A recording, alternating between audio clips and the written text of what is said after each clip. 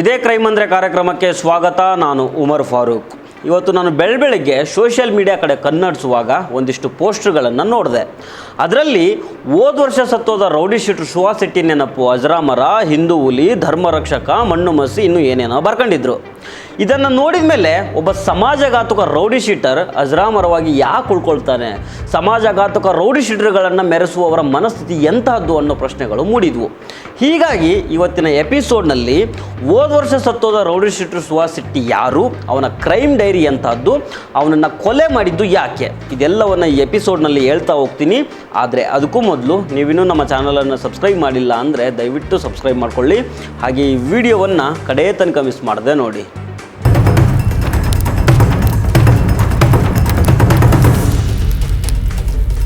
ಹೋದ ವರ್ಷ ಮೇ 1ನೇ ತಾರೀಕು ಸುಹಾಸ್ ಶೆಟ್ಟಿ ಅನ್ನೋ ರೌಡಿ ಶೀಟರ್ನನ್ನು ನಡು ರೋಡ್ನಲ್ಲಿ ಕೊಚ್ಚಿ ಕೊಲೆ ಮಾಡಲಾಗುತ್ತೆ. ಬಜ್ಪೆ ಪೊಲೀಸ್ ಸ್ಟೇಷನ್ ಲಿಮಿಟ್ಸ್ನಲ್ಲಿ ಬರೋ ಕಿನ್ನಿ ಪದವು ಅನ್ನೋ ಊರಲ್ಲಿ ಈ ಘಟನೆ ನಡೆಯುತ್ತೆ.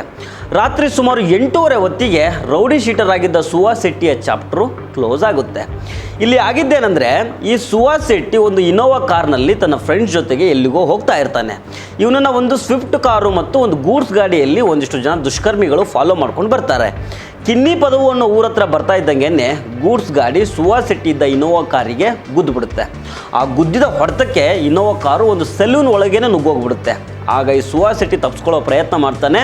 ಆದರೆ ಸ್ವಿಫ್ಟ್ ಕಾರ್ನಿಂದ ಇಳಿದು ಬರೋ ದುಷ್ಕರ್ಮಿಗಳು ಸುಹಾಸ್ ಶೆಟ್ಟಿ ಮೇಲೆ ಅಟ್ಯಾಕ್ ಮಾಡಿ ಮನಸ್ಸಿಗೆ ಬಂದಂಗೆ ಕೊಚ್ಚಿ ಕೊಲೆ ಮಾಡಿ ಪರಾರಿ ಆಗ್ತಾರೆ. ಆಗ ಸುಹಾಸ್ ಶೆಟ್ಟಿ ಜೀವ ತಕ್ಷಣಕ್ಕೇನು ಹೋಗಿರಲಿಲ್ಲ. ರೋಡಲ್ಲಿ ಬಿದ್ದು ನರಳಾಡ್ತಾ ಇರ್ತಾನೆ. ಅವನ ದೇಹದಲ್ಲಿ ಒಂದು ಲಾಂಗು ಹಂಗೆ ಸಿಕ್ಕಾಕೊಂಡಿರ್ತದೆ. ಅಷ್ಟು ಬರ್ಬರವಾಗಿ ಕೊಚ್ಚಿ ಹಾಕಿರ್ತಾರೆ. ಇನ್ನು ಈ ಕೊಲೆಗೆ ಆರಂಭದಲ್ಲಿ ಹಲವಾರು ಕಾರಣಗಳು ಕೇಳಿಬಂದಿದ್ವು. ಒಂದು ಕಡೆ ಈ ರೌಡಿ ಶೀಟರ್ ಸುಹಾಸ್ ಶೆಟ್ಟಿ ತನ್ನ ಅತ್ತಿಗೆ ಅಶ್ಲೀಲ ವಿಡಿಯೋವನ್ನು ವೈರಲ್ ಮಾಡಿದ್ದ. ಅದಕ್ಕೇನೆ ಅವರ ಕುಟುಂಬದವರೇ ಕೊಲೆ ಮಾಡಿದ್ದಾರೆ ಅಂತ ಸೋಷಿಯಲ್ ಮೀಡಿಯಾದಲ್ಲಿ ಹರಿದಾಡಿತ್ತು.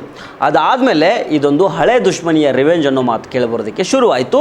ಪೊಲೀಸ್ ತನಿಖೆಯಲ್ಲಿ ಅದೇ ನಿಜ ಆಯಿತು. ಇಲ್ಲಿ ಕೊಲೆಗೆ ಮುಖ್ಯವಾಗಿ ಕಂಡು ಬಂದಿದ್ದು ವೈಯಕ್ತಿಕ ದ್ವೇಷ. ಆ ವೈಯಕ್ತಿಕ ದ್ವೇಷ ಏನು ಅನ್ನೋದನ್ನು ನೋಡೋದಾದರೆ, ಈಗ ಈ ರೌಡಿ ಶೀಟರ್ ಕೊಲೆ ಕೇಸ್ನಲ್ಲಿ A1 ಆಗಿ ಅರೆಸ್ಟ್ ಆಗಿದ್ದ ಅಬ್ದುಲ್ ಸಫ್ವಾನು ಸುಹಾಸ್ ಶೆಟ್ಟಿ ಮೇಲೆ ಪರ್ಸನಲ್ ರಿವೆಂಜನ್ನು ಇಟ್ಕೊಂಡಿರ್ತಾನೆ. ಯಾಕಂದರೆ 2023ರಲ್ಲಿ ಅಬ್ದುಲ್ ಸಫ್ವಾನ್ ಮೇಲೆ ಒಂದು ಮಾರಣಾಂತಿಕ ಹಲ್ಲೆ ಆಗಿರುತ್ತೆ. ಡ್ರ್ಯಾಗರ್ನಿಂದ ಹಿರಿದಿರ್ತಾರೆ. ಇದನ್ನು ಮಾಡಿದ್ದು ಯಾರಂತಂದರೆ ಪ್ರಶಾಂತ್ ಮತ್ತು ಆತನ ಸ್ನೇಹಿತ ಧನರಾಜ್. 2023ರಲ್ಲೇ ಸಫ್ವಾನ್ ಮತ್ತು ಪ್ರಶಾಂತ್ ನಡುವೆ ಗಲಾಟೆ ಆಗಿರ್ತದೆ. ಯಾವುದೋ ಸಣ್ಣ ವಿಚಾರಕ್ಕೆ ಗಲಾಟೆ ಆಗಿರ್ತದೆ. ಆಗ ಪ್ರಶಾಂತ್ ಕಾಂಪ್ರಮೈಸ್ಗೆ ಅಂತ ಸಫ್ವಾನ್ಗೆ ಕರೆದಿರ್ತಾನೆ. ಕಾಂಪ್ರಮೈಸ್ಗೆ ಅಂತ ಬಂದವನ ಮೇಲೆ ಪ್ರಶಾಂತ್ ಮತ್ತು ಆತನ ಗ್ಯಾಂಗು ಚೂರಿಯಿಂದ ಇರಿದಿರ್ತದೆ. ಇದರಿಂದ ಸಫ್ವಾನು ಹಾಸ್ಪಿಟಲ್ಗೂ ಅಡ್ಮಿಟ್ ಆಗಿರ್ತಾನೆ. ನಂತರ ಹೊರಬಂದ ಮೇಲೆ ಈ ಸಫ್ವಾನು ಪ್ರಶಾಂತ್ ಮೇಲೆ ಕತ್ತಿ ಮುಸ್ಕೊಂಡಿರ್ತಾನೆ. ಇದರ ನಡುವೆ ಏನಾಗುತ್ತಂದರೆ, ಫಾಜಿಲ್ ಕೇಸ್ನಲ್ಲಿ ಜೈಲಿಗೆ ಹೋಗಿದ್ದ ಸುಹಾಸ್ ಶೆಟ್ಟಿ ಬೇಲ್ ಮೇಲೆ ಹೊರಗೆ ಬರ್ತಾನೆ. ಅಂದ ಹಾಗೆ ಈ ಸುಹಾಸ್ ಶೆಟ್ಟಿ ಮತ್ತು ಆ ಪ್ರಶಾಂತು ಫ್ರೆಂಡ್ಸ್ ಆಗಿರ್ತಾರೆ. ಹಿಂದೆ 2023ರಲ್ಲಿ ಆಗಿರೋ ಗಲಾಟೆ ಬಗ್ಗೆ ಪ್ರಶಾಂತು ಸುಹಾಸ್ ಶೆಟ್ಟಿ ಮುಂದೆ ಹೇಳ್ಕೊಂಡಿರ್ತಾನೆ. ಹೀಗಾಗಿ ಈ ಸುಹಾಸ್ ಶೆಟ್ಟಿ ಸಫ್ವಾನ್ಗೆ ಜೀವ ಬೆದರಿಕೆ ಹಾಕಿರ್ತಾನೆ. ಇದೇ ಕಾರಣಕ್ಕೆ, ಅಂದರೆ ನಂಗೆ ಹೊಡೆಯೋಕ್ಕೆ ಸುಹಾಸ್ ಶೆಟ್ಟಿ ಪ್ಲ್ಯಾನ್ ಮಾಡಿದ್ದ, ಹೀಗಾಗಿ ನಾನೇ ಅವನನ್ನು ಹೊಡೆಯೋದಕ್ಕೆ ಪ್ಲ್ಯಾನ್ ಮಾಡಬೇಕು ಆಯಿತು ಅಂತ ಅಬ್ದುಲ್ ಸಫ್ವಾನು ಪೊಲೀಸರ ಮುಂದೆ ಹೇಳ್ಕೊಂಡಿದ್ದಾನೆ ಅನ್ನೋ ಮಾಹಿತಿ ಇದೆ. ಹೀಗಾಗಿನೇ ಈ ಕೊಲೆಯನ್ನು ರಿವೆಂಜ್ ಅಂತ ಅನ್ನೋದಕ್ಕಾಗೋದಿಲ್ಲ, ಬೆದರಿಕೆ ಇದ್ದಿದ್ದರಿಂದಾನೇ ಸಫ್ವಾನು ಸುಹಾಸ್ ಶೆಟ್ಟಿಯನ್ನು ಹೊಡೆದಿದ್ದಾನೆ ಅನ್ನೋದು ಅವತ್ತಿಗೆ ಕೇಳಿಬಂದಿದ್ದ ಪೊಲೀಸ್ ಮೂಲಗಳ ಮಾಹಿತಿ. ಇನ್ನೊಂದು ಕಡೆ ಇದಕ್ಕೆ ಇನ್ನೊಂದು ಕಾರಣ ಕೂಡ ಇದೆ. ಯಾಕಂದರೆ ರೌಡಿ ಶೀಟರ್ ಸುಹಾಸ್ ಶೆಟ್ಟಿ ಕತೆ ಮುಗಿಸೋದಕ್ಕೆ ಅಬ್ದುಲ್ ಸಫ್ವಾನು ಪ್ಲಾನ್ ಹಾಕೊಂಡು ರೆಡಿ ಇರ್ತಾನೆ. ಇದೇ ಸಂದರ್ಭದಲ್ಲಿ ಈ ಹಿಂದೆ ಹತ್ಯೆ ಆಗಿದ್ದಲ್ಲ ಫಾಜಿಲ್ಲು, ಆತನ ಅಣ್ಣ ಆದಿಲ್ನನ್ನು ಕಾಂಟ್ಯಾಕ್ಟ್ ಮಾಡ್ತಾನೆ. ಹೇಗಿದ್ದರೂ ಫಾಜಿಲ್ ಮರ್ಡರ್ ಆಗಿರುತ್ತಲ್ಲ, ಅದಕ್ಕೆ ಪ್ರತೀಕಾರ ತೀರಿಸ್ಕೊಳ್ಬೋದು ಅಂತ ಆದಿಲ್ ಕೂಡ ಇದರಲ್ಲಿ ಇನ್ವಾಲ್ವ್ ಆಗ್ತಾನೆ. ಸುಹಾಸ್ ಶೆಟ್ಟಿ ಕೊಲೆಗೆ 5 ಲಕ್ಷ ರೂಪಾಯಿ ಕೊಡೋದಾಗಿ ಆದಿಲ್ ಒಪ್ಕೊಂಡಿರ್ತಾನೆ. ಇಷ್ಟೇ ಅಲ್ಲದೆ 3 ಲಕ್ಷ ರೂಪಾಯಿನ ಅಡ್ವಾನ್ಸ್ ಆಗೂ ಕೂಡ ಕೊಟ್ಟಿರ್ತಾನೆ. ಇದಾದಮೇಲೆ ಸಫ್ವಾನು ಒಂದು ಟೀಮ್ನ ರೆಡಿ ಮಾಡ್ಕೊಳ್ತಾನೆ. ನಿಯಾಜ್ ಅನ್ನೋ ತನ್ನ ಸ್ನೇಹಿತನನ್ನು ಕರೆಸ್ಕೊಳ್ತಾನೆ. ಈ ನಿಯಾಜು ತನ್ನ ಇಬ್ಬರು ಫ್ರೆಂಡ್ಸು, ಅವರ ಹೆಸರು ನಾಗರಾಜ್ ಮತ್ತು ರಂಜಿತ್, ಇವರನ್ನು ಕರೆಸ್ಕೊಳ್ತಾನೆ. ಇವರಿಬ್ಬರು ಬೇರೆ ಜಿಲ್ಲೆಯವರಾಗಿರ್ತಾರೆ. ಕೊಲೆಗೂ ಮೊದಲು 1-2 ದಿನ ಸಫ್ವಾನ್ ಮನೆಯಲ್ಲೇ ಉಳ್ಕೊಂಡಿರ್ತಾರೆ. ಈ ಗ್ಯಾಂಗು ಸುಮಾರು 6 ತಿಂಗಳ ಹಿಂದಿನಿಂದಾನೇ ಸುಹಾಸ್ ಶೆಟ್ಟಿ ಕತೆ ಮುಗಿಸೋದಕ್ಕೆ ಪ್ಲ್ಯಾನ್ ಮಾಡ್ಕೊಂಡಿರುತ್ತೆ. 2 ಬಾರಿ ಅಟೆಂಪ್ಟ್ ಮಾಡಿ ಫೇಲ್ಯೂರ್ ಕೂಡ ಆಗಿರುತ್ತೆ. ಆದರೆ ಮೇ 1ನೇ ತಾರೀಕು ಕರೆಕ್ಟ್ ಇನ್ಫಾರ್ಮೇಷನ್ ಕಲೆಕ್ಟ್ ಮಾಡ್ತಾರೆ. ಎಲ್ಲ ಪ್ರೀ ಪ್ಲ್ಯಾಂಡ್ ಆಗಿ ಹೋಗಿ ನಡು ರೋಡ್ನಲ್ಲಿ ರೌಡಿ ಶೀಟರ್ ಸುಹಾಸ್ ಶೆಟ್ಟಿಯನ್ನು ಕಡಿದು ಬಿಸಾಡ್ತಾರೆ. ಹೀಗಾಗಿ ಈ ಕೇಸ್ನ ಒಂದು ಕಡೆ ಬರೀ ರಿವೆಂಜ್ ಅಂತ ಹೇಳೋದಕ್ಕಾಗೋದಿಲ್ಲ, ಯಾಕಂದರೆ ಸುಹಾಸ್ ಶೆಟ್ಟಿ ಕಡೆಯಿಂದ ಜೀವ ಬೆದರಿಕೆ ಇತ್ತು, ಅದಕ್ಕೆ ಹೊಡೆದಾಕಿದ್ದೀನಿ ಅಂತ ಸಫ್ವಾನು ಹೇಳ್ಕೊಂಡಿದ್ದಾನೆ ಅನ್ನೋ ಮಾಹಿತಿ ಇದೆ. ಸುಹಾಸ್ ಶೆಟ್ಟಿ ಮತ್ತು ಸಫ್ವಾನ್ ನಡುವೆ ಇದ್ದ ವೈಯಕ್ತಿಕ ತಿಕ್ಕಾಟ ಈ ಕೊಲೆಗೆ ಕಾರಣ ಅಂತ ಪೊಲೀಸ್ ಮೂಲಗಳಿಂದ ಬಂದಿರೋ ಮಾಹಿತಿ ಅವತ್ತಿಗೆ. ಆದರೆ ಫಾಜಿಲ್ನ ಅಣ್ಣ ಆದಿಲ್ ತನ್ನ ತಮ್ಮನ ಸಾವಿಗೆ ಪ್ರತೀಕಾರ ತೀರಿಸ್ಕೊಳ್ಳೋದಕ್ಕೆ ಫಂಡಿಂಗ್ ಮಾಡಿರ್ತಾನೆ. ನೋಡಿ, ಈ ಸುಹಾಸ್ ಶೆಟ್ಟಿ ಒಬ್ಬ ರೌಡಿ ಶೀಟರು. ಈತನ ಮೇಲೆ ಸುಮಾರು ಕ್ರಿಮಿನಲ್ ಕೇಸ್ಗಳಿರ್ತವೆ, ಅದರಲ್ಲಿ 2 ಮರ್ಡರ್ ಕೇಸ್ಗಳಿದ್ದಾವೆ. ಸುಹಾಸ್ ಶೆಟ್ಟಿ ಹತ್ಯೆಗೂ ಮೊದಲು ಕರಾವಳಿ ಭಾಗದಲ್ಲಿ ಅನೇಕ ಘಟನೆಗಳು ನಡೆದಿದ್ದಾವೆ. ಮೊದಲು ಅಂದರೆ 2022ರಲ್ಲಿ ಪುತ್ತೂರು ಸಮೀಪ ಮಸೂದ್ ಅನ್ನೋ ಒಬ್ಬ ಹುಡುಗನದ್ದು ಕೊಲೆ ಆಗುತ್ತೆ. ಇದರಲ್ಲಿ ಬಜರಂಗ ದಳದ ಕಾರ್ಯಕರ್ತರು ಅರೆಸ್ಟ್ ಆಗ್ತಾರೆ. ಆಮೇಲೆ ಪ್ರವೀಣ್ ನೆಟ್ಟಾರು ಅನ್ನೋ BJP ಕಾರ್ಯಕರ್ತನ ಹತ್ಯೆ ನಡೀತದೆ. ಈ ಮರ್ಡರ್ ಕೇಸು ರಾಷ್ಟ್ರ ಮಟ್ಟದಲ್ಲಿ ಸದ್ದು ಮಾಡುತ್ತೆ, NIA ಕೂಡ ಎಂಟ್ರಿ ಆಗುತ್ತೆ. ಇದಾದ ಸ್ವಲ್ಪ ದಿನಕ್ಕೇ ಫಾಜಿಲ್ ಅನ್ನೋ ಇನ್ನೊಬ್ಬ ಅಮಾಯಕನನ್ನು ಬರ್ಬರವಾಗಿ ಹತ್ಯೆ ಮಾಡಲಾಗುತ್ತೆ. ನೋಡಿ, ಇಲ್ಲಿ ಮಸೂದ್ಗೂ ಪ್ರವೀಣ್ಗೂ ಸಂಬಂಧ ಇರೋದಿಲ್ಲ. ಮಸೂದ್ ಕೇಸ್ನಲ್ಲಿ ಪ್ರವೀಣ್ ಇನ್ವಾಲ್ವ್ ಕೂಡ ಆಗಿರೋದಿಲ್ಲ. ಆದ್ರೂ ಮಸೂದ್ನ ಹೊಡೆದಾದ ಮೇಲೆ ಪ್ರವೀಣ್ಗೆ ಹೇಟ್ ಬೀಳುತ್ತೆ. ಆಮೇಲೆ ಪ್ರವೀಣ್ಗೂ ಫಾಜಿಲ್ಗೂ ಸಂಬಂಧನೇ ಇರಲಿಲ್ಲ ಕಣ್ರಿ. ಪ್ರವೀಣ್ ಎಲ್ಲೋ ಪುತ್ತೂರು ಕಡೆಯವನು, ಫಾಜಿಲ್ ಇನ್ನೆಲ್ಲೋ ಸೂರತ್ಕಲ್ ಕಡೆಯವನು. ಇಬ್ಬರ ಮಧ್ಯೆ ಏನಂದರೆ ಏನೇನೂ ಇರೋದಿಲ್ಲ. ಆದ್ರೂ ಪ್ರವೀಣ್ ಹತ್ಯೆಗೆ ಪ್ರತೀಕಾರವಾಗಿ ಫಾಜಿಲ್ನನ್ನು ಹೊಡೆದು ಹಾಕಲಾಗಿತ್ತು. ಫಾಜಿಲ್ ಯಾವುದರಲ್ಲೂ ಇರಲಿಲ್ಲ, ಯಾವ ಸಂಘಟನೆ ಪಾರ್ಟಿ ಜೊತೆಗೂ ಗುರುತಿಸ್ಕೊಂಡಿರಲಿಲ್ಲ, ಯಾರ ಜೊತೆಗೂ ದುಶ್ಮನಿ ಕೂಡ ಇರಲಿಲ್ಲ. ಆದ್ರೂ ಫಾಜಿಲ್ನನ್ನು ಟಾರ್ಗೆಟ್ ಮಾಡಿ ಬರ್ಬರವಾಗಿ ಕೊಚ್ಚಿ ಕೊಲೆ ಮಾಡ್ತಾರೆ. ಈ ಫಾಜಿಲ್ ಕೊಲೆ ಕೇಸಲ್ಲೇ ಸುಹಾಸ್ ಶೆಟ್ಟಿ ಅಕ್ಯೂಸ್ಡ್ ನಂಬರ್ 1 ಆಗಿರ್ತಾನೆ. ಈ ಕೇಸ್ನಲ್ಲಿ 2 ವರ್ಷ ಜೈಲಲ್ಲಿದ್ದು ಬೇಲ್ ಮೇಲೆ ಹೊರಗಡೆ ಬಂದಿದ್ದ. ಅಂದಹಾಗೆ ಇವನ ಮೇಲೆ ಅಂದರೆ ಈ ರೌಡಿ ಶೀಟರ್ ಸುಹಾಸ್ ಶೆಟ್ಟಿ ಮೇಲೆ ಒಟ್ಟು 5 ಕ್ರಿಮಿನಲ್ ಕೇಸ್ಗಳಿರ್ತವೆ. ಅದರಲ್ಲಿ 3 ಕೇಸ್ಗಳು ಬಜ್ಪೆ ಪೊಲೀಸ್ ಸ್ಟೇಷನ್ ಲಿಮಿಟ್ಸ್ನಲ್ಲಿ ಆಗಿರ್ತವೆ. ಹೀಗಾಗಿ ಬಜ್ಪೆ ಪೊಲೀಸ್ ಸ್ಟೇಷನಲ್ಲಿ ಈತನ ಮೇಲೆ ರೌಡಿ ಶೀಟ್ ಓಪನ್ ಮಾಡಲಾಗಿರುತ್ತೆ. ಇನ್ನುಳಿದ 2 ಕೇಸ್ನಲ್ಲಿ ಒಂದು ಕೇಸು ಬೆಳ್ತಂಗಡಿ ಪೊಲೀಸ್ ಸ್ಟೇಷನಲ್ಲಿ ದಾಖಲಾಗಿರುತ್ತೆ, ಇನ್ನೊಂದು ಸೂರತ್ಕಲ್ ಪೊಲೀಸ್ ಸ್ಟೇಷನಲ್ಲಿ ಇರುತ್ತೆ. ಅದೇ ಫಾಜಿಲ್ ಮರ್ಡರ್ ಕೇಸ್ನಲ್ಲಿ. ಇಲ್ಲಿ ನಾವು ಗಮನಿಸಬೇಕಾಗಿದೆ ಏನಂತಂದರೆ, ಗಮನ ಇಟ್ಕೊಳ್ಳಿ, 2020ರಲ್ಲಿ ಬಜ್ಪೆ ಪೊಲೀಸ್ ಸ್ಟೇಷನ್ನಲ್ಲಿ ಈ ಸುಹಾಸ್ ಶೆಟ್ಟಿ ಮೇಲೆ ಅಟ್ರಾಸಿಟಿ ಕೇಸ್ ದಾಖಲಾಗಿರುತ್ತೆ. ಅದಿನ್ನೂ ವಿಚಾರಣಾ ಹಂತದಲ್ಲಿದೆ.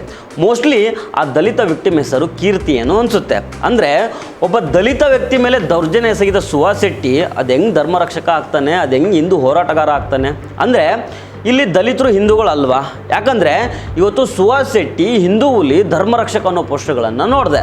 ಸೊ ಹೀಗಾಗಿ ಇಲ್ಲಿ ಕೇಳಬೇಕಾಗಿ ಬಂತು, ದಲಿತ ವ್ಯಕ್ತಿಯನ್ನು ಹೊಡೆದವನು ಹಿಂದೂ ಧರ್ಮರಕ್ಷಕ ಆಗೋದಾದರೆ ದಲಿತರು ಹಿಂದೂಗಳ ವ್ಯಾಪ್ತಿ ಒಳಗೆ ಬರೋದಿಲ್ವಾ ಅನ್ನೋದು ನನ್ನ ಪ್ರಶ್ನೆ. ಮತ್ತೊಂದು ದುರಾದೃಷ್ಟಕರ ವಿಚಾರ ಏನಂದರೆ, ರೌಡಿ ಶೀಟರ್ಗಳ ವಿಚಾರದಲ್ಲಿ ರಾಜಕಾರಣ ನಡೆಯೋದು ತುಂಬ ಕಡಿಮೆ. ಆದರೆ ಮಂಗಳೂರಿನಲ್ಲಾದ ರೌಡಿ ಶೀಟರ್ ಸುಹಾಸ್ ಶೆಟ್ಟಿ ಕೊಲೆಯಲ್ಲಿ ಮಾತ್ರ ಈ ರಾಜಕಾರಣ ಎಕ್ದಮ್ ಬುಗ್ಲದ್ ಬಿಡುತ್ತೆ. ಹಿಂದೆ ಅನೇಕ ಕ್ರೈಮ್ಗಳಲ್ಲಿ ಭಾಗಿಯಾಗಿ ಅದರ ಭಾಗವಾಗಿಯೇ ಮತ್ತೊಮ್ಮೆ ಹೇಳ್ತಾ ಇದ್ದೀನಿ, ಹಿಂದೆ ಮಾಡಿರೋ ಕ್ರೈಮ್ಗಳ ಭಾಗವಾಗಿಯೇ ಈಗ ಹೊಡ್ಸ್ಕೊಂಡು ಸತ್ರೆ ಅವನು ಮಹಾತ್ಮ ಆಗ್ಬಿಡ್ತಾನೆ. ವಾಹ್, ಶಬ್ಬಾಷು, ಚಪ್ಪಾಳೆ. ಮಂಗಳೂರು ನಿಜಕ್ಕೂ ಗ್ರೇಟ್ ಕಣ್ರಿ. ನಾನು ಇಷ್ಟೆಲ್ಲ ಯಾಕೆ ಮಾತಾಡ್ತಾ ಇದ್ದೀನಿ ಅಂದರೆ, ಒಬ್ಬ ರೌಡಿ ಶೀಟರ್ ಕೊಲೆಯಲ್ಲಿ ಯಾವ ಮಟ್ಟಿಗೆ ರಾಜಕಾರಣ ನಡೀತು ಅಂತಂದರೆ, ಲಕ್ಷ ರೂಪಾಯಿ ಪರಿಹಾರ ಕೊಟ್ಟರು, ಅವನ ಶವವನ್ನು ಮೆರವಣಿಗೆ ಮಾಡಿ ಇಡೀ ಜಿಲ್ಲೆಯನ್ನು ಬಂದ್ ಮಾಡಿದರು. ಯಪ್ಪ, ಇನ್ನು ಏನೇನೆಲ್ಲ ಆಗ್ಬೋದು. ರೌಡಿ ಶೀಟರ್ ಕೊಲೆಯಲ್ಲಿ ಇಷ್ಟೊಂದು ಆಡಂಬರ ನಡೆದಿದ್ದು ನಮ್ಮ ರಾಜ್ಯದ ಇತಿಹಾಸದಲ್ಲಿ ಇದೇ ಮೊದಲ ಬಾರಿ ಅನ್ನಿಸ್ತು. ಯಾಕಂದರೆ BJP ರಾಜ್ಯಾಧ್ಯಕ್ಷ Vijayendra, opposition leader R Ashok ಇಬ್ಬರು ಬೆಂಗಳೂರಿನಿಂದ ಮಂಗಳೂರು ತನಕ ಹೋದರು. ರೌಡಿ ಶೀಟರ್ನ ಅಂತ್ಯ ಸಂಸ್ಕಾರದಲ್ಲಿ ಭಾಗಿಯಾದರು. ಬಿಡಿ, ನಾನು ಇದನ್ನು ತಪ್ಪು ಅಂತ ಹೇಳೋದಿಲ್ಲ. ಈಗ ಸತ್ತಿರೋ ಆ ರೌಡಿ ಶೀಟರ್ ಸುಹಾಸ್ ಶೆಟ್ಟಿ ನಿಮಗೆ ಆತ್ಮೀಯ ವ್ಯಕ್ತಿ ಆಗಿರ್ಬೋದು, ಅವನ ಸಾವಿನಿಂದ ನಿಮಗೆ ನೋವಾಗಿರ್ಬೋದು. ಕೊಲೆ ಅನ್ನೋದೇ ಅಪರಾಧ. ರೌಡಿ ಶೀಟರ್ ಆದರೆ ಏನಾಯಿತು, ಸುಹಾಸ್ದು ಒಂದು ಜೀವನೇ, ಆತನಿಗೂ ತಂದೆ ತಾಯಿ ಇದ್ದಾರೆ, ಕುಟುಂಬ ಇದೆ. ಆ ನೋವು, ಆ ಸಂಕಟ ನನಗೆ ಅರ್ಥ ಆಗುತ್ತೆ. ಆದರೆ ಈಗ ನನ್ನ ಪ್ರಶ್ನೆ ಏನಂದರೆ, ಈ ಸುಹಾಸ್ ಶೆಟ್ಟಿ ಮೇಲೆ ರೌಡಿ ಶೀಟ್ ಓಪನ್ ಮಾಡಿದ್ದು ಯಾರು? ಆಗ BS ಯಡಿಯೂರಪ್ಪನವರು ಚೀಫ್ ಮಿನಿಸ್ಟರ್ ಆಗಿದ್ದರು, ಬಸವರಾಜ ಬೊಮ್ಮಾಯಿ ಅವರು ಹೋಮ್ ಮಿನಿಸ್ಟರ್ ಆಗಿದ್ದರು, R ಅಶೋಕು ಈ ಕ್ಯಾಬಿನೆಟ್ನಲ್ಲಿ ನೀವು ಕೂಡ ಮಿನಿಸ್ಟರ್ ಆಗಿದ್ರಿ. 2020ರಲ್ಲಿ ನಿಮ್ಮ ಸರ್ಕಾರ ಇದ್ದಾಗಲೇ ಈ ಸುಹಾಸ್ ಶೆಟ್ಟಿ ಮೇಲೆ ರೌಡಿ ಶೀಟ್ ಓಪನ್ ಮಾಡಲಾಗಿದೆ. ಆವಾಗ ಈ ಸುಹಾಸ್ ಶೆಟ್ಟಿ ಹಿಂದೂ ಹುಲಿ, ಹಿಂದೂ ಕಾರ್ಯಕರ್ತರ ಧರ್ಮರಕ್ಷಕ ಆಗಿರಲಿಲ್ವಾ? ಫಾಜಿಲ್ ಕೊಲೆ ಮಾಡಿದ್ನಲ್ಲ ಇವನು, ಅವಾಗನಿಂದ ಹಿಂದೂ ಕಾರ್ಯಕರ್ತ ಆಗ್ಬಿಟ್ನಾ?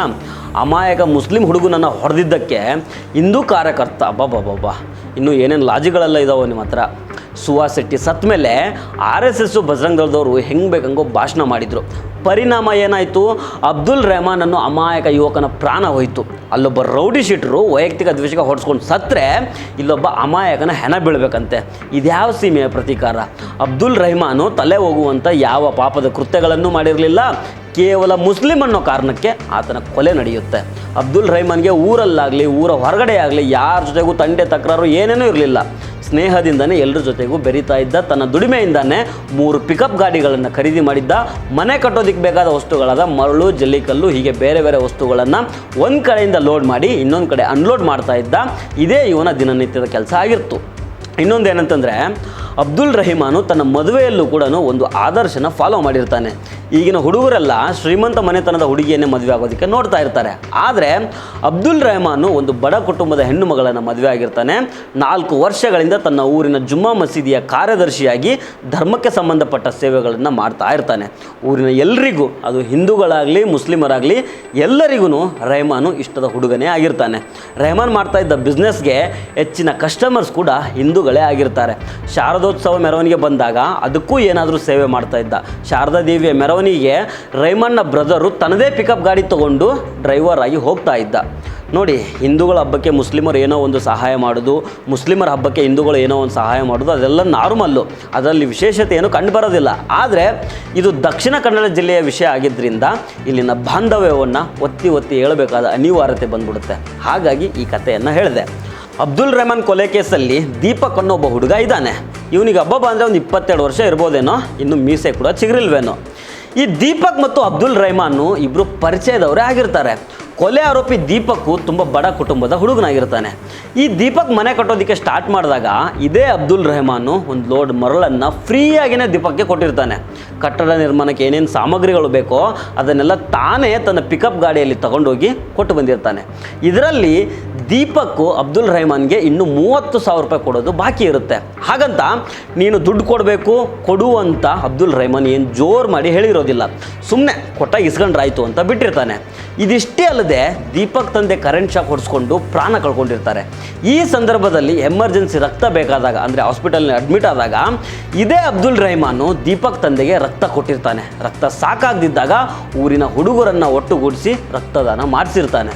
ಆದರೆ ಅದೇ ದೀಪಕ್ಕು ತನ್ನ ತಂದೆಗೆ ರಕ್ತ ಕೊಟ್ಟವನ ರಕ್ತವನ್ನೇ ಹೀರಿ ಬಿಡ್ತಾನೆ. ಇದೆಂಥ ದುರ್ದೈವ ನೋಡಿ.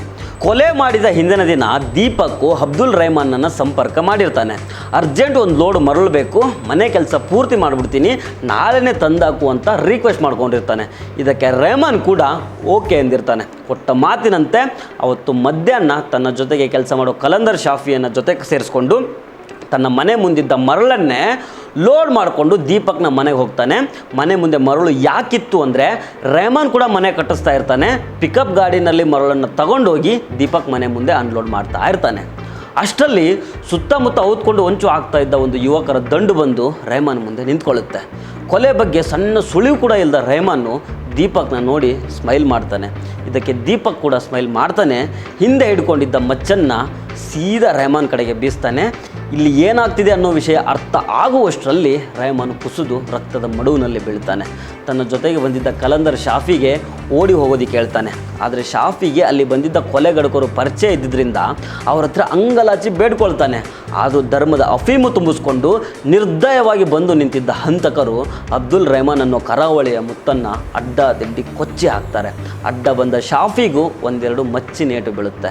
ಆಗ ನನ್ನ ಕತೆ ಮುಗೀತು, ನೀನು ಇಲ್ಲಿಂದ ಓಡಿ ಹೋಗು ಅಂತ ಅಬ್ದುಲ್ ರೆಹಮಾನು ಕಲಂದರ್ ಶಾಫಿಗೆ ಹೇಳ್ತಾನೆ. ಅಲ್ಲಿಂದ ತಪ್ಪಿಸ್ಕೊಂಡು ಬಂದ ಶಾಫಿ ತನ್ನ ಫ್ರೆಂಡ್ಸ್ಗೆ ಫೋನ್ ಮಾಡಿ ಘಟನೆ ನಡೆದಿದ್ದನ್ನು ಹೇಳ್ತಾನೆ. ತಕ್ಷಣಕ್ಕೆ ಆ ಊರಿನ ಒಂದಿಷ್ಟು ಮುಸ್ಲಿಂ ಹುಡುಗರು ಆ ಜಾಗಕ್ಕೆ ಬರ್ತಾರೆ. ಆದರೆ ಅಷ್ಟೊತ್ತಿಗೆ ಅಬ್ದುಲ್ ರೆಹಮಾನ್ನ ಪ್ರಾಣ ಪಕ್ಷಿ ಹಾರಿ ಹೋಗಿರುತ್ತೆ. ರಕ್ತ ನೀರಿನಂತೆ ಹರಿದೋಗಿರುತ್ತೆ. ದೀಪಕ್ಕು ಅಬ್ದುಲ್ ರೆಹಮಾನ್ ಕೊಲೆಗೆ ಸ್ಕೆಚ್ ಹಾಕಿ ತನ್ನ ಮನೆಗೆ ಕರ್ಸ್ಕೊಂಡಿರ್ತಾನೆ. ಯಾವ ಮನೆ ಕಟ್ಟೋದಕ್ಕೆ ಅಬ್ದುಲ್ ರೆಹಮಾನ್ ಸಹಾಯ ಮಾಡಿರ್ತಾನೋ, ಯಾವ ಮನೆಗೆ ಫ್ರೀಯಾಗಿ ಮರಳನ್ನು ಕೊಟ್ಟಿರ್ತಾನೋ, ಯಾವ ವ್ಯಕ್ತಿಗೆ ಹಣಕಾಸಿನ ಸಹಾಯ ಮಾಡಿರ್ತಾನೋ ಅದೇ ಮನೆ ಮುಂದೆ ಅದೇ ವ್ಯಕ್ತಿಯಿಂದ ಅಬ್ದುಲ್ ರೆಹಮಾನು ಪ್ರಾಣ ಕಳೆದುಕೊಳ್ತಾನೆ. ದೀಪಕ್ ಮನೆಯಲ್ಲೇ ಇದ್ದ ತನ್ನ ತಾಯಿಯನ್ನು ಒಳಗೆ ಲಾಕ್ ಮಾಡಿ ಬಂದು ಇಲ್ಲಿ ರೆಹಮಾನನ್ನು ಕೊಚ್ಚಾಕೋದಕ್ಕೆ ಶುರು ಮಾಡ್ತಾನೆ. ಆ ತಾಯಿ ರೆಹಮಾನನ್ನು ಸಾಯಿಸ್ಬಿಡಿ ಅಂತ ಬೊಬ್ಬೆ ಹಾಕಿದ್ರು ಮಗ ದೀಪಕ್ಕು ಕಿವಿಗೆ ಹಾಕ್ಕೊಳ್ಳೋದಿಲ್ಲ. ಯಾಕಂದರೆ ಮಗನಂತೆ ಸಹಾಯ ಮಾಡಿದ ಅಬ್ದುಲ್ ರೆಹಮಾನನ್ನು ಕಳೆದುಕೊಳ್ಳೋದು ಆ ತಾಯಿಗೆ ಇಷ್ಟ ಇರೋದಿಲ್ಲ. ಆದರೆ ಮಗ ದೀಪಕ್ ಮಾತ್ರ ಕೊಚ್ಚಿ ಚೆಂಡಾಡಿ ರಕ್ತ ಹರಿಸಿ ಧರ್ಮ ರಕ್ಷಣೆ ಮಾಡಿದೆ ನಾನು ಅನ್ನೋ ಹುಮ್ಮಸ್ನಲ್ಲಿ ವಾಸ್ನಲ್ಲಿರ್ತಾನೆ, ಈಗ ಜೈಲಲ್ಲಿದ್ದಾನೆ. ಇದೆಲ್ಲ ಆಗಿದ್ದು ರೌಡಿ ಶೀಟರ್ ಸುಹಾಸ್ ಶೆಟ್ಟಿಯ ಕೊಲೆಗೆ ಪ್ರತೀಕಾರ ಅಂತ. ರೌಡಿ ಶೀಟರ್ ಸುಹಾಸ್ ಶೆಟ್ಟಿಯ ಫೈನಾನ್ಷಿಯಲ್ ಬ್ಯಾಕ್ಗ್ರೌಂಡ್ ಹೇಗಿತ್ತೋ ನನಗೆ ಗೊತ್ತಿಲ್ಲ, ಆದರೆ ಜೀವ ಹೋಗಿದ್ದರಿಂದ ಅವನ ಫ್ಯಾಮಿಲಿಗೆ ನಷ್ಟ ಆಗಿದ್ದಂತೂ ನಿಜ ತಾನೆ. 2022ರಲ್ಲಿ ಮಂಗಳೂರಲ್ಲಾದ ಸರಣಿ ಕೊಲೆಗಳನ್ನು ಅದೇ ಜಾಗದಲ್ಲಿ ನಿಂತು ವರದಿ ಮಾಡಿದ್ದೆ. ನಾನಾಗ ಬೇರೆ ಚಾನಲಲ್ಲಿದ್ದೆ. ಮಸೂದ್ ಮನೆಗೆ ಹೋಗಿದ್ದೇನೆ, ಫಾಜಿಲ್ ಮನೆಗೂ ಹೋಗಿದ್ದೆ, ಪ್ರವೀಣ್ ನೆಟ್ಟಾರು ಮನೆಯವರ ಆಕ್ರಂದನವನ್ನು ಕೇಳಿಸ್ಕೊಂಡಿದ್ದೇನೆ. ಇದರ ಜೊತೆಗೆ ಪ್ರವೀಣ್ ಮರ್ಡರ್ ಕೇಸ್ನಲ್ಲಿ ಅಕ್ಯೂಸ್ಡ್ ಆಗಿದ್ರಲ್ಲ ಅವರ ಕುಟುಂಬಸ್ಥರನ್ನ ನೋವನ್ನು ನಾನು ನೋಡ್ಕೊಂಡು ಬಂದಿದ್ದೆ. ನೋಡಿ, ಮಸೂದು ಚಿಕ್ಕ ಹುಡುಗ, ಅವನಿಗೆ ಆಗ 18-19 ವಯಸ್ಸಾಗಿತ್ತೇನೋ. ಬಾಳೆ ಬದುಕಬೇಕಾದ ಹುಡುಗನನ್ನು ಬಲಿ ತಗೊಂಡ್ರು. ಅವರ ಮನೆಯವರು ಮುದ್ದಾದ ಮಗನನ್ನು ಕಳೆದುಕೊಂಡ್ರು. ಆಮೇಲೆ ಪ್ರವೀಣ್ ನೆಟ್ಟಾರು ಆತನಿಗೆ ಹೆಂಡತಿ ಮಕ್ಕಳು ಇದ್ದರು. ಅವನು ಹೋದ್ಮೇಲೆ ಆತನ ಕುಟುಂಬ ಅನಾಥ ಆಗಿದೆ.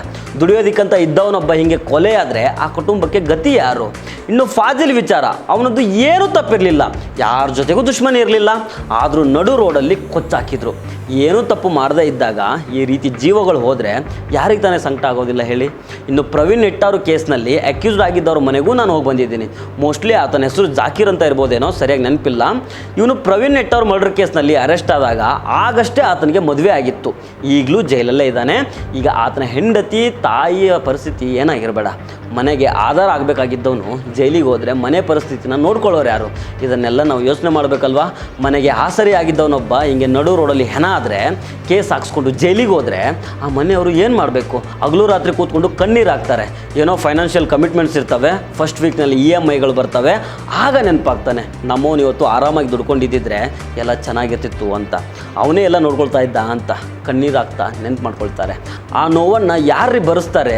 ಯಾರದ್ದೋ ರಾಜಕೀಯ ತೀಟೆಗೆ, ಯಾರದ್ದೋ ತೆವಲಿಗೆ ಹಿಂಗೆ ಬೀದಿ ಹಣ ಆದರೆ ಜೈಲಿಗೆ ಹೋಗ್ಬಿಟ್ರೆ ಅವನ ಫ್ಯಾಮಿಲಿನ ಯಾರೇ ನೋಡ್ಕೊಳ್ಬೇಕು? ಒಂದಿಷ್ಟು ಜನ ಸಮಯ ಸಾಧಕರಿದ್ದಾರೆ, ಅಂಥವರಿಂದನೇ ಈ ರೀತಿಯ ಕೃತ್ಯಗಳು ನಡೀತಾ ಇದ್ದಾವೆ. ಇಂತಹ ಘಟನೆಗಳು ಜಾಸ್ತಿ ನಡೆಯೋದು ದಕ್ಷಿಣ ಕನ್ನಡ ಭಾಗದಲ್ಲೇ. ಬೆಂಗಳೂರು ಬಿಟ್ಟರೆ ಅತಿ ಹೆಚ್ಚು ರೆವಿನ್ಯೂ ಜನರೇಟ್ ಆಗೋ 2ನೇ ಸಿಟಿ ಮಂಗಳೂರು. ನಮ್ಮ ಕರ್ನಾಟಕದ ಹೆಬ್ಬಾಗಿಲು. ಇಲ್ಲಿ ಏರ್ಪೋರ್ಟ್ ಇದೆ, ರೈಲ್ವೆ ಸ್ಟೇಷನ್ ಇದೆ, ಬಸ್ ಟ್ರಾನ್ಸ್ಪೋರ್ಟ್ ಇದೆ, ಪೋರ್ಟ್ ಇದೆ. ಏನೆಲ್ಲ ಎಕ್ಸ್ಪೋರ್ಟ್ ಮಾಡ್ಬೋದು, ಎಷ್ಟೆಲ್ಲ ಇಂಪೋರ್ಟ್ ಮಾಡ್ಕೊಳ್ಬೋದು, ಎಷ್ಟೆಲ್ಲ ಸವಲತ್ತು ಈ ಭಾಗಕ್ಕಿದೆ. ಎಲ್ಲನೂ ಸರಿಯಾಗಿ ಯೂಟಿಲೈಸ್ ಮಾಡ್ಕೊಂಡಿದ್ರೆ ಈ ಮಂಗಳೂರು ಇವತ್ತು ಎಲ್ಲೋ ಇರಬೇಕಾಗಿತ್ತು, ಇಂಟರ್ನ್ಯಾಷನಲ್ ಸಿಟಿಯಾಗಿ ಗುರುತಿಸ್ಕೊಳ್ಬೋದಿತ್ತು. ಆದರೆ ದುರ್ದೈವ ಹೇಗಿದೆ ನೋಡಿ, ಮಂಗಳೂರಿಗೆ ಇನ್ವೆಸ್ಟರ್ಸ್ ಬರೋದಕ್ಕೆ ಹೆದರ್ಕೊಳ್ತಾ ಇದ್ದಾರೆ. ಯಂಗ್ಸ್ಟರ್ಸ್ಗೆ ತಮ್ಮ ಲೈಫ್ನ ಎಂಜಾಯ್ ಮಾಡುವಂಥ ಫ್ರೀಡಮ್ ಕೂಡ ಇಲ್ಲ ಅಲ್ಲಿ. ಈಗ ಸುಧೀರ್ ಕುಮಾರ್ ರೆಡ್ಡಿ ಅವರಂಥ ಕಮಿಷನರು, ಅರುಣ್ ಕುಮಾರ್ ಅಂತ SP ಇರೋದ್ರಿಂದ ದಕ್ಷಿಣ ಕನ್ನಡ ಜಿಲ್ಲೆಯಲ್ಲಿ ಲಾ ಆ್ಯಂಡ್ ಆರ್ಡರ್ ಕಂಟ್ರೋಲ್ಗೆ ಬಂದಿದೆ. ಮಾದಕ ವಸ್ತುಗಳಿಗೆ ತಡೆ ಹಾಕಲಾಗಿದೆ, ಇಲ್ಲಿಗಲ್ ಬಿಸ್ನೆಸ್ಗಳನ್ನು ಹೆಡೆಮುರಿ ಕಟ್ಟಲಾಗಿದೆ. ಹೀಗಾಗಿ ಕಳೆದ 1 ವರ್ಷದಿಂದ ಕರಾವಳಿ ತಣ್ಣಗಾಗಿದೆ. ಸದಾಕಾಲ ಹೀಗೆ ಇರಲಿ. ಯಾಕಂದರೆ ಒಂದು ಬುಟ್ಟಿಯಲ್ಲಿ ಒಂದು ಹಣ್ಣು ಕೆಟ್ಟರೆ ಆ ಹಣ್ಣು ಬುಟ್ಟಿಯಲ್ಲಿರೋ ಎಲ್ಲ ಹಣ್ಣುಗಳನ್ನು ಹಾಳು ಮಾಡುತ್ತೆ. ಅದೇ ರೀತಿ ದಕ್ಷಿಣ ಕನ್ನಡ ಜಿಲ್ಲೆ ಕೋಮು ರೋಗದಿಂದ ಬಳಲಿದರೆ ಅದರ ಇಂಪ್ಯಾಕ್ಟು ಕರ್ನಾಟಕದ ಬೇರೆ ಬೇರೆ ಜಿಲ್ಲೆಗಳಿಗೂ ಆಗ್ತಾ ಇತ್ತು. ಕರಾವಳಿ ನೆಮ್ಮದಿಯಿಂದ ಇದ್ದರೆ ಕರ್ನಾಟಕವು ನೆಮ್ಮದಿಯಿಂದ ಇರುತ್ತೆ, ಶಾಂತಿಯಿಂದ ಬದುಕುತ್ತೆ. ನಮಸ್ಕಾರ.